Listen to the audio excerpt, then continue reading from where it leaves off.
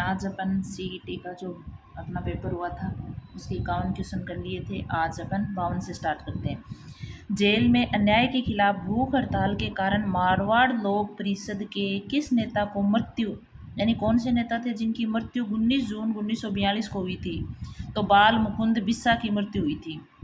कहाँ पर? मारवाड़ लोक परिषद के नेता थे ये। देखो 2-3 क्वेश्चन में ही होते हैं। और अगली बार ये भी पूछा जा सकता है किसके थे, तो मारवाड़ लोक परिषद के। कब हुई मृत्यु? तो 19 जून 1942 को। और बाल मुकुंद बिस्सा, और बाल मुकुंद बिस्सा को राजस्थान का जतिन दास भी कहते हैं। तो आपको है ना अच्छे से हर बात को देखना है, पढ़ना है और उसको महसूस करके, मतलब क्या हुआ कैसे हुआ, ऐसा नहीं है कि पढ़ रहे हैं रटा लगा रहे हैं चलो चल रहे हैं आगे। तो ऐसे मतलब पूरी बात को समझते हुए आगे चलना है। तो वो 19 जून 1942 का दिन था। और कौन किसकी मृत्यु हुई थी? बाल मुकुंद बिस्सा की। अब देखो अगला, कर्नल टोड के अनुसार मीणाओं का मूल निवास स्थान क्या है? यानी कर्नल टोड है वो अपने ये अपने लिए मीणा है, मीणा जाति, उनका मूल निवास स्थान किसको मानते हैं? तो काली खो है पर्वतमाला को मानते हैं। किसको? काली खो है पर्वतमाला को। राजस्थान राज्य मानवाधिकार आयोग के ऐसे अध्यक्ष को चुने जो उच्चतम न्यायालय के न्यायाधीश भी रहे। यानी राजस्थान राज्य मानवाधिकार आयोग है ना, मानवाधिकार आयोग से भाई हर बार क्वेश्चन आ रहा है। तो देखो ये इसकी स्थापना कब हुई थी? मार्च 2000 में हुई थी। और इनके प्रथम अध्यक्ष थे वो कांता कुमार भटनागर थे। और वर्तमान में कौन कौन है? गोपाल कृष्ण व्यास, इसे जीके व्यास भी कहते हैं। तो आपको ये याद रखना है कि वर्तमान कौन है, प्रथम कौन थे, और ऐसे कौन है जो इसके अध्यक्ष तो रहे मानवाधिकार आयोग के, लेकिन जो अपना उच्चतम न्यायालय है ना उनके अध्यक्ष भी, ये उनके न्यायाधीश भी रहे। तो सैयद सगीर अहमद, कौन है? सैयद सगीर अहमद है। ये कब से कब तक रहे थे? 1995 से लेकर 2000 तक के रहे थे उच्चतम न्यायालय के। ठीक है ना। अगला देखो फिर, वेदानयांगल पक्षी अभ्यारण्य। वेदानयांगल पक्षी अभ्यारण्य कहाँ है? तमिलनाडु में। धूमिल तेंदुआ राष्ट्रीय उद्यान कहाँ है? त्रिपुरा में। ये देखो ये तो पहली पारी में पूछ लिया, फिर दूसरी में ये पूछ लिया, मतलब एक अभ्यारण्य पूछा जा रहा है अपन से। तो अपन इनकी सारी सूची बना के मैं एक साथ बाद में सभी की डाल दूंगी, लेकिन जो प्रेजेंट टाइम में सीईटी के अंदर आए हुए हैं वो और इम्पोर्टेंट ही डाल रही हूँ। तो वेदांता का वेदान्यांगल तमिलनाडु में है, धूमिल त्रिपुरा में है। अब देखो भारत के किस राज्य में पवन ऊर्जा की सर्वाधिक क्षमता है? अब देखो ये 3-4 क्वेश्चन है जो एक साथ ही करवा रही हूँ, समझना है। पवन ऊर्जा की सर्वाधिक क्षमता तो गुजरात में है, लेकिन पवन ऊर्जा सर्वाधिक उत्पादन कहाँ होता है? तमिलनाडु में होता है। अभी दोनों अलग अलग हैं। उत्पादन तो होता है तमिलनाडु में, क्षमता सर्वाधिक है गुजरात में। और भारत के अंदर सौर ऊर्जा की सर्वाधिक उत्पादन राजस्थान में होता है। कौन सी ऊर्जा का? सौर ऊर्जा का। और अक्षय ऊर्जा का भी राजस्थान में। तो राजस्थान वाला अपने लिए ज़्यादा इंपॉर्टेंट हो जाता है सीटी वालों के लिए। अब देखो पवन ऊर्जा उत्पादन में राजस्थान का दूसरा स्थान है। भाई पवन ऊर्जा उत्पादन में पहला स्थान तमिलनाडु का है। और राजस्थान का उत्पादन में तो तमिलनाडु का पहला है, राजस्थान का चौथा है। क्षमता में गुजरात पहला है और क्षमता के अंदर राजस्थान दूसरा है। तो राजस्थान का वर्चस्व कौन कौन सा है वो भी याद रखना है। भाई क्षमता में दूसरा है, उत्पादन में चौथा है। अब देखो कालीबंगा सभ्यता।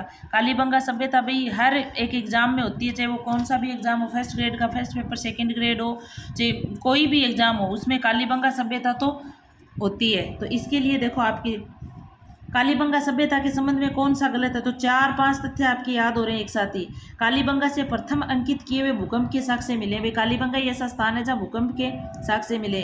कालीबंगा है जो प्राक हड़प्पा अग्निवेदियों के साक्ष्य मिले। प्राक हड़प्पा अग्निवेदियों के साक्ष्य मिले। कालीबंगा से ऊंट की हड्डियों के साक्ष्य मिले। किसके? ऊंट की हड्डियों के भी। और कालीबंगा की खोज है ना एक इतालवी इंडोलॉजिस्ट लुइगी पियो टेसिटोरी ने की थी। ये गलत हो गया क्योंकि इसकी विजिट की थी इन्होंने। तो ये टेसिटोरी तो भाषा पे काम कर रहे थे, लेकिन गलती से कहाँ आ गए? ये कालीबंगा आ गए थे। कालीबंगा की खोज किसने की? अमलानंद घोष ने 1952 में की है।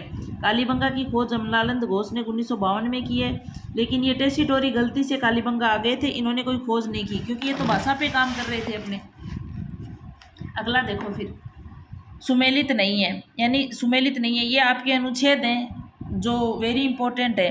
देखो 243 ऐसे वार्ड समितियों का गठन व संरचना, यानी वार्ड समितियों का गठन कैसे होता है, उनकी संरचना क्या है, एस तो उससे संबंधित है।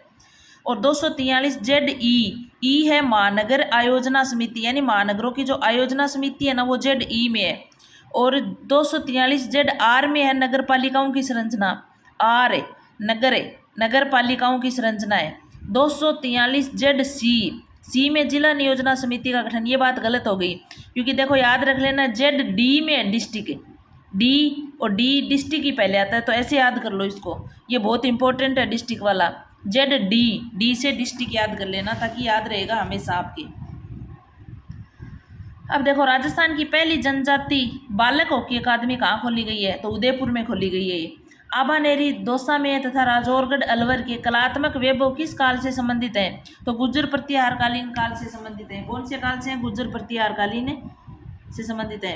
अब देखो 2024 का G20 शिखर सम्मेलन रियो डी जेनेरियो ब्राजील में होगा, ठीक है ना, और ये नवंबर में होगा जो 19वां है, ठीक है ना, और 2023 का भारत में हुआ था, तो CET 2023 में चल रही थी, अपने जनवरी में हुई थी, तब 2023 वाला पूछा, तो अब 24 चल रहा है, तो 24 का कहाँ होगा, रियो डी जेनेरियो में। ये मैंने आपको साथ में ही ऐड करके बता दिया है 24 वाला। करंट के देखो भी जो पूछे जाते हैं ना, एग्जाम पहले हो चुके, तो उसके रिलेटेड आप है ना खुद उसको जो वर्तमान ईयर चल रहा होता है उसका भी साथ में लिख लिया करो ताकि अच्छा रहे। मलाज खंड, मलाज खंड कहाँ है, मध्य प्रदेश में है, किस खनिज से संबंधित है, तो तांबा उत्पादन होता है मलाज खंड से, मलाज खंड मध्य प्रदेश में है और तांबे के लिए तांबे का खनिज का उत्पादन है। गोपाल सैनी का संबंध राजस्थान की किस हस्तकला से है, तो ब्लू पोट्री से है गोपाल सैनी। 25 अप्रैल 1934 को, कब 25 अप्रैल का और 1934 को कटराथल में विशाल महिला सम्मेलन का नेतृत्व किसने किया था। अभी कटराथल के अंदर 1000 महिलाएं थी, उनका एक सम्मेलन हुआ था, उनका नेतृत्व तो किशोरी देवी ने किया था। और ये किशोरी देवी कौन थी, हरलाल सिंह खर्रा की पत्नी थी। किसकी पत्नी थी, हरलाल सिंह खर्रा की। और इस सम्मेलन के अंदर सबसे अधिक श्रेष्ठ सर्वश्रेष्ठ भाषण दिया था उत्तमा देवी ने। अपन बोलते हैं ना उत्तम कौन है बोलने में, तो ऐसे याद कर लेना उत्तमा देवी भाषण दिया था। तो ये जो आपका 25 अप्रैल वाला है ये क्यों हुआ था, क्योंकि सीकर के जो सीहोट नामक स्थान का जो ठिकानेदार था ना, उसका नाम था मान सिंह, ने राजस्व इकट्ठा करने के लिए भेजा था। भाई अपने जो सैनिक थे ना उनको राजस्व इकट्ठा करने के लिए कटराथल भेजा था। तो महिलाएं वैसे भी अनाज नहीं हो रहा था, मतलब भाई बारिश नहीं हो रही थी, तो उस समय जो अपना चल रहा था उसमें सारी महिलाओं ने इनका नेतृत्व करके ये काम किया था। राजस्थान में सोयाबीन उत्पादन क्षेत्र है। राजस्थान में देखो सोयाबीन का जो उत्पादन होता है ये हाड़ौती क्षेत्र में होता है। हाड़ौती, कोटा, बूंदी, बारा, झालावाड़ वाला है ना, उधर वाला काली मिट्टी भी उधर ही है, तो सोयाबीन के लिए वही क्षेत्र है। अगस्त 2022 तक, कब तक, अगस्त 2022 तक भारत में कुल 75 रामसर स्थल है। तो सर्वाधिक रामसर स्थल कहाँ है, ये क्वेश्चन आया था, तो आपको मैं बता रही हूँ कि सर्वाधिक तो है तमिलनाडु में 14, उसके बाद दूसरे नंबर पर यूपी में है 10, याद रखने हैं रामसर स्थल। और पूरे भारत में कुल कितने, 75 रामसर स्थल है, ठीक है ना। तो सबसे ज़्यादा तमिलनाडु में 14 और 2 नंबर पे यूपी के अंदर है। अगला देखो फिर, वेली किशन रुक्मणीरी के रचयिता किस शासक के दरबारी कवि थे। तो वेली किशन रुक्मणीरी के रचयिता थे कौन पहले, तो ये बताओ, तो पृथ्वीराज राठौड़ थे। ये किसके दरबार में, अलवर अकबर का जो शासक, अकबर के शासन के दरबार में ये रहते थे। राजा कौन थे इनके, अकबर। अब देखो पृथ्वीराज राठौड़ ये वही है जो टेसिटोरी ने इसको डिंगल का हेरोज कहा है, यानी डिंगल भाषा का हेरोज कहा है किसने, टेसिटोरी जी ने। और ये वही है जो पित्थल और पाथल की रचना की थी पृथ्वीराज राठौड़, यानी पित्थल और पाथल जो रचना लिखी थी ये इनकी है। और दुर्सा आडा जो ये आपका वेली किशन रुक्मणीरी रचना है ना, इसको दुर्सा आडा जी 5वां तो वेद कहते हैं। 4 वेद तो थे ही लेकिन 5वां वेद, 18 पुराण है तो 19वां पुराण भी इस रचना को कहते हैं। फिर देखो अकबर ने इनको गागरोन का किला दान में दिया था और वहाँ इस रचना को पूरा किया था। यानी गागरोन का जो किला है ना अपने झालावाड़ में, उस किले को अकबर ने इनको दान में दे दिया था, तो इस रचना को उन्होंने उस अकबर के किले में ही उसमें गागरोन के किले में ही पूरा किया था। अगला देखो, गिरल लिग्नाइट ताप शक्ति परियोजना किस गांव में है। तो गिरल लिग्नाइट ये थुम्बली गांव बाड़मेर में है, लिग्नाइट है। तो आपको ये बाकी देखो कोयले से संबंधित ये लिग्नाइट की बीकानेर में ज़्यादा है, लेकिन गिरल वाली थुम्बली बाड़मेर में है, याद रखनी है आपको। जीएसटी पहचान नंबर के लिए गलत कथन है, यानी ये जीएसटी पहचान के लिए। अब देखो इसके प्रथम जो 2 अंक हैं वो राज्य कोड होते हैं। पहले जो 2 अंक आते हैं ना जीएसटी के अंदर वो राज्य के कोड होते हैं। इसमें 16 नंबरों अंक व अक्षरों का कोड होता है, 16 का नहीं होता भाई, ये 15 का होता है, तो 16 वाला गलत हो जाएगा, क्योंकि ये 15 जो अंक है ना उनका अक्षरों का कोड है। जीएसटी पहचान का जो कार्ड आता है ना वो नंबर, वो इसमें व्यक्ति व व्यवसाय के पैन कार्ड नंबर समाहित होते हैं। आप कौन से मतलब व्यवसाय कर रहे हो उसके जो पैन कार्ड नंबर है ना वो इसमें समाहित होते हैं। अगला देखो, विधानसभा चुनाव में अस्पष्ट बहुमत के कारण राजस्थान में राष्ट्रपति शासन कब लगाया गया? यानी एक विधानसभा अपनी चल रही थी, उसमें अस्पष्ट बहुमत आ गया था, तब राष्ट्रपति शासन लगा था, जो राजस्थान का पहला राष्ट्रपति शासन था। ये लगा तो था 1967 में। विधानसभा उस समय थी चौथी विधानसभा। भाई कोई भी क्वेश्चन पूछा जा सकता है, तो साथ में ही करवा रही हूँ सारे। विधानसभा थी तो चौथी, समय था 1967 का, प्रथम राष्ट्रपति शासन था जो राजस्थान में लगा था। लगा तब तो इनके राज्यपाल थे संपूर्णानंद, जब हटा तब इसके राज्यपाल थे हुकुम सिंह के समय हटा था ये, और मोहनलाल सुखाड़िया की सरकार थी, यानी सीएम मोहनलाल सुखाड़िया थे, इस समय ये लगा था। अगला देखो, मेवाड़ घराने के अंत्येष्टि स्थल को कहा जाता है। मेवाड़ घराने का जो अंत्येष्टि स्थल है उसको क्या बोलते हैं? महासत्य बोलते हैं। और जयपुर वाले अंत्येष्टि स्थल को बोलते हैं गेटोर, और जैसलमेर वाले को बोलते हैं बड़ा बाग। ऐसे आपको ये याद रखना है। अगला देखो, राजपूताना के किस क्षेत्र पर वरीक वंश ने शासन किया था? भाई वरीक वंश ने कौन से राजपूताना में शासन किया था? तो बयाना में किया था। और लौकिक वंश ने शासन किया था झालावाड़ में। ये भी इंपॉर्टेंट है, दोनों के दोनों ही। वरीक वह और बै ऐसे याद कर लेना। वह है वरीक वाला बयाना में है, और ओलिंकंक ये किसमें है? झालावाड़ में शासन किया था। अगला कथन है, दादा भाई नौरोजी ने लंदन में ईस्ट इंडिया एसोसिएशन की स्थापना की थी। ये बात सत्य है, दादा भाई नौरोजी ने लंदन में की थी ईस्ट इंडिया एसोसिएशन की स्थापना। इसका कारण है भी वह ब्रिटिश जनपद को प्रभावित करना चाहते थे। अब बताओ दादा भाई नौरोजी ब्रिटिश जनपद को क्यों प्रभावित करना चाहेंगे? तो आर गलत हो जाएगा, यानी कथन तो सही है, कारण है गलत है। उनको प्रभावित करने का कोई औचित्य ही नहीं बनता है। अब देखो, मिट्टी एंटीसोल मृदा, यानी पीली और भूरी को एंटीसोल मृदा बोलते हैं। तो ये अधिकांशतः किन जिलों में पाई जाती है? तो ये अरावली के पीछे पाई जाती है। अरावली के पीछे जो जिले हैं ना, ये पश्चिम में अरावली जैसे जैसे जा रही है उसके पश्चिम के जो उसके टच वाले जिले हैं ना, उनमें सारों में एंटीसोल मृदा पाई जाती है। एरिडीसोल तो पाई जाती है मरुस्थल में, लेकिन एंटीसोल जस्ट उसके आगे वाली पीली भी है और भूरी भी है। ये देखो, वैज्ञानिक आधार पे मिट्टी होती है 5 प्रकार की, ठीक है ना। एक तो होती है एरिडीसोल, जो पश्चिमी राजस्थान में जैसे बीकानेर हो गया, जैसलमेर हो गया, जोधपुर का जो पश्चिमी वाला क्षेत्र है वो हो गया, तो ये वाला तो हुआ है एरिडीसोल। फिर है आपकी एंटीसोल हो गई, जो इसके आगे वाले भाग अरावली के जस्ट पश्चिम वाले भाग। फिर है इंसेप्टिसोल। इंसेप्टी का मतलब होता है आर्द्र मृदा। आर्द्र मृदा इधर हो जाएगी आपके, तो जलोढ़ वाला क्षेत्र, ये आर्द्र मृदा उधर हो जाएगी जो आपके मतलब ये पहाड़ी वाला क्षेत्र है थोड़ा, उधर वाला। और एल्फिसोल, एल्फिसोल होती है जलोढ़। इसको याद कैसे करोगे? तो भाई आप एल्फी को सेल्फी से याद कर लो।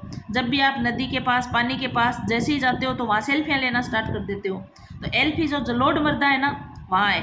वर्टिसोल काली, वर्टिसोल काली मृदा को कहते हैं। वर्टिसोल आपकी मृदा है, ये हड़ौती के अंदर है पूरी की पूरी, ठीक है ना। हड़ौती वाला कोई जिला आ जाए तो वो इसमें शामिल हो जाएगा। अब देखो, लोक देवता और उनका जन्म स्थान कहाँ है? वेरी इंपॉर्टेंट है भैया। गोगा जी का है ददरेवा चूरू में। गोगा जी का जन्म हुआ था ददरेवा के अंदर, जो चूरू है ना अपने वहाँ पे। बाबू जी का हुआ था कोल्लू, और हड़बू जी का हुआ था बुंदेल नागौर में, और फत्ता जी का हुआ था सांथू जालोर में। फत्ता जी थे ना, फत्ता जी राठौड़, उनका हुआ था सांथू जालोर में। अगला क्वेश्चन है आपके, भूजल प्रबंधन के लिए हेली बोरन सर्वेक्षण का प्रारंभ राजस्थान के किस जिले में किया गया था? कि किस जिले में किया गया? तो जोधपुर में किया गया है। कौन से जिले में? जोधपुर के अंदर। अगला देखो, फिर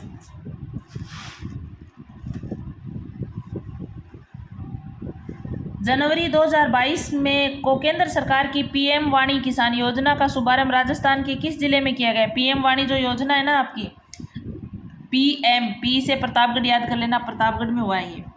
वर्ष 2022 में राजस्थान में उद्योग क्षेत्र का स्थिर यानी 2011-12 कीमतों पर स्थल राज्य मूल्य वर्धन के क्षेत्रीय योगदान क्या है? तो 26.34 से। ये भी आपका जो बजट, ये सकल मूल्य घरेलू में स्थिर मूल्य पे क्या है, प्रचलित मूल्य पे क्या है, ये सारे के सारे उद्योग के इनके सबके डाल दूंगी। तो इसमें आपको पूछा सकल राज्य मूल्य वर्धन में योगदान, तो स्थिर पे तो है 26.34 और प्रचलित पे है 24.67%। दोनों ही याद कर लेना इसका। तो उद्योग वाले का तो स्थिर 26.34 और प्रचलित पे है 24.67 है।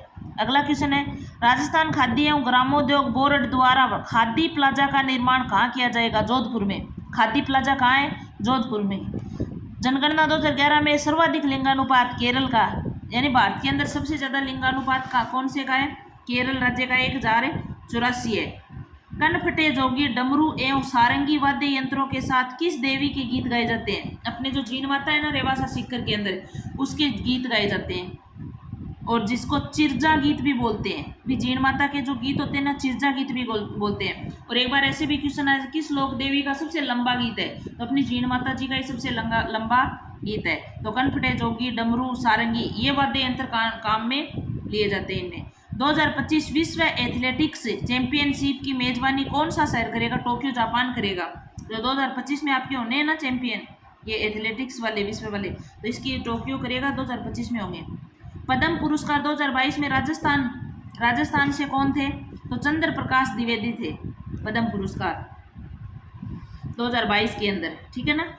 2011 की जनगणना के अनुसार राजस्थान में, यानी 2011 की जनगणना के अनुसार राजस्थान में सर्वाधिक जनसंख्या वाले जिले अवरोही क्रम में लगाने हैं। तो सबसे ज़्यादा देखो अवरोही क्रम, यानी फिर उसके कम किसकी है? उसके कम किसकी है? घटता हुआ।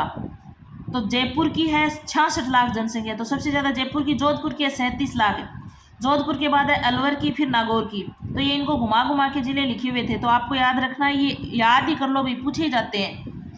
अगर अवरोही क्रम आ जाए तो इधर हो जाएगा, आरोही क्रम आ जाए तो इधर हो जाएगा, यानी उल्टे की इस साइड आ जाएंगे, इस साइड आ जाएंगे। तो एक तरफ से याद कर लो, दूसरा आप अपने आप बना लोगे, जैसे क्वेश्चन पूछेगा वहाँ। जोधपुर, जयपुर, जोधपुर, अलवर और नागौर। फिर देखो नदी और संबंधित जिला सही नहीं है, यानी एक सही नहीं है, बाकी तो सही है सारे। तो दाई जो नदी है ना, वो अजमेर में आती है, दाई नदी। वात्रक नदी बांसवाड़ा दे रखा था, जो बांसवाड़ा में नहीं है, वात्रक नदी है डूंगरपुर के अंदर। बाणगंगा नदी पता ही है, जयपुर में, कांकनी जैसलमेर में, जिसको कांकने नदी भी बोलते हैं। तो डाई अजमेर, और गलत है आपकी वात्रक वाली, क्योंकि ये डूंगरपुर के अंदर है। अगला क्वेश्चन देखो, बौद्ध धर्म से संबंधित पुरातात्विक अवशेष कहाँ मिले हैं? बेराट विराटनगर जयपुर में मिले हैं। जो हवेन सांग ने 8 बौद्ध मठों की बात की, यानी हवेन सांग ने कहा 8 बौद्ध मठ मिले थे यहाँ से। पशु मेला और संबंधित जिला सही नहीं है, यानी कौन सा सही है? रामदेव पशु मेला नागौर में लगता है, ये चंद्रभागा झालावाड़ में लगता है। शिवरात्रि का मेला वेरी इंपॉर्टेंट है भाई, शिवरात्रि का मेला सवाई माधोपुर दे रखा है, जो नहीं लगता। शिवरात्रि का मेला करौली में लगता है। और गोगामेडी का मेला हनुमानगढ़ में, पता ही है आपको, अभी लगा ही है भाद्रपद के अंदर। तो गोगामेडी हनुमानगढ़ में लगता है ये। बिसल देव बांध टोंक का निर्माण कब पूर्ण हुआ था? यानी बिसल देव बांध है जो बनास नदी के ऊपर है, टोंक जिले में है ये। तो ये पूरा कब हुआ था? तो 1996 में तो ये पूरा हुआ था। अब अगली बार पूछ ले शुरू कब हुआ, तो अपन याद कर लेंगे पहले से ही, शुरू हुआ था 87 में, ठीक है ना।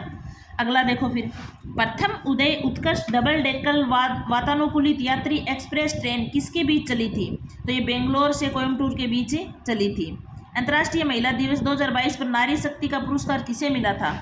तो किसे मिला था? ये बतुल बेगम को मिला था, ये नागौर से हैं बतुल बेगम जी, ठीक है। अगला देखो, राजनीतिक कार्यकर्ता और संबंधित रियासती राज्य सही नहीं है, यानी कौन सही नहीं है? मीठालाल व्यास जैसलमेर से ही है। किशनलाल जोशी भरतपुर से। देखो भी वापस से क्वेश्चन आ रहा है, पहले अपन ने प्रजामंडल में भी पढ़ा था ना किशनलाल जोशी को, तो इम्पोर्टेंट है। भूपेंद्र नाथ त्रिवेदी कोटा से नहीं है, भूपेंद्र नाथ त्रिवेदी बांसवाड़ा से है। फिर देखो अगला, पंडित हरिनारायण शर्मा अलवर से। हरिनारायण शर्मा जी कहाँ से हैं? अलवर से। फिर देखो अगला लास्ट क्वेश्चन है, ताड़ना एवं मोरबंदिया विवाह किस जनजाति का है? तो ये ग्रासिया जनजाति का है। भी जनजातियों से संबंधित इसके संस्कार भी पूछे जाते हैं, तो ये सारे अपन को याद करने, ताड़ना या मोरबंदिया ग्रासिया से, ठीक है ना। ये आपके सीईटी के एक पारी का पेपर पूरा कंप्लीट हो चुका है।